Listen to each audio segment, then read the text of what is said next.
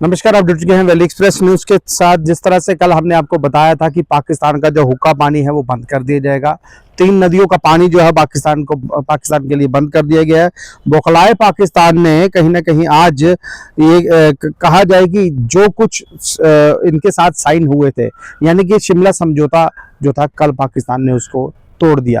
और सबसे बड़ी बात, हर जगह जो है सीज फायर का पाकिस्तान जो है वो उल्लंघन कर रहा है। जिस तरह से पहलगाम में हुआ हमला, उस हमले को लेकर भारतीय बड़े बड़े नेतागण कहे जाए, प्रधानमंत्री नरेंद्र मोदी कहे जाए, होम मिनिस्टर कहे जाए, और एलओपी जब मीटिंग करते हैं इनके साथ, विपक्षी दल जब मीटिंग करता है और उस मीटिंग में ये निकल के आता है कि देखिए, पहले ही प्रधानमंत्री ने ये कह दिया था कि हम इनको अब इस बार बख्शेंगे नहीं। अब कितना बख्शेंगे कितना नहीं ये पता चल पाएगा, लेकिन बहरहाल मैं बता दूं आपको, जो पाकिस्तान के साथ साइन हुए थे, या कहा जाए ये शिमला समझौता हुआ था, ये समझौता 1972 में हुआ था। और इस समझौते के तहत जिस तरह से उस वक्त की प्रधानमंत्री इंदिरा गांधी जी ने ये समझौता किया था, और लगभग 90,000 पाकिस्तानी सैनिकों ने आत्मसमर्पण जो था वो यहाँ पर किया था। यानी कि जब ये यहाँ पर आए थे, यहाँ पर आत्मसमर्पण किया, यानी कि माफी मांग कर निकले। लेकिन इन दोनों के बीच में एक देश और पैदा हुआ, वो देश हुआ बांग्लादेश। जब बांग्लादेश एक देश बनाया गया तो इंडिया पाकिस्तान में एक हस्तक्षेप हुआ। वो हस्तक्षेप ये था कि हमारे बीच में अगर कुछ भी होता है, पाकिस्तान और इंडिया के बीच में अगर कुछ भी होता है, तो कोई भी आकर मध्यस्थता नहीं कराएगा। मध्यस्थता यानी कि बीच में आकर कोई वार्तालाप नहीं करवाएगा।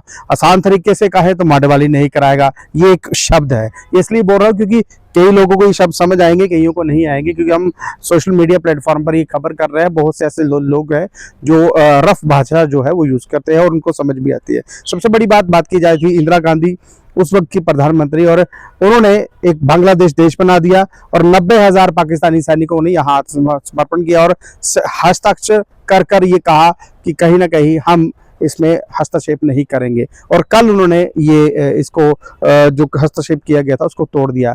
14 जगह वायलेशन चल रही है, यानी कि 14 जगह सीज फायर का उल्लंघन कर दिया गया। पाकिस्तानी आतंकवादी जो है वो गतिविधि शुरू हो चुकी है। और एलओसी पर अगर कहा जाए, जो इनके आर्मी कमांडर हैं या इनके जो पाकिस्तानी रेंजर्स हैं, वो फायरिंग करना शुरू हो चुके हैं। देखिए, इस वक्त पारा जो है सरकार का सर चढ़कर बोल रहा है। वो इसलिए क्योंकि हमारे जो 26 लोगों की जान गई है उसको ऐसे नहीं जाने दिया जाएगा, क्योंकि प्रधानमंत्री ने ये कहा, एक ललकार दी है, उन्होंने ये कहा है कि हम छोड़ेंगे नहीं।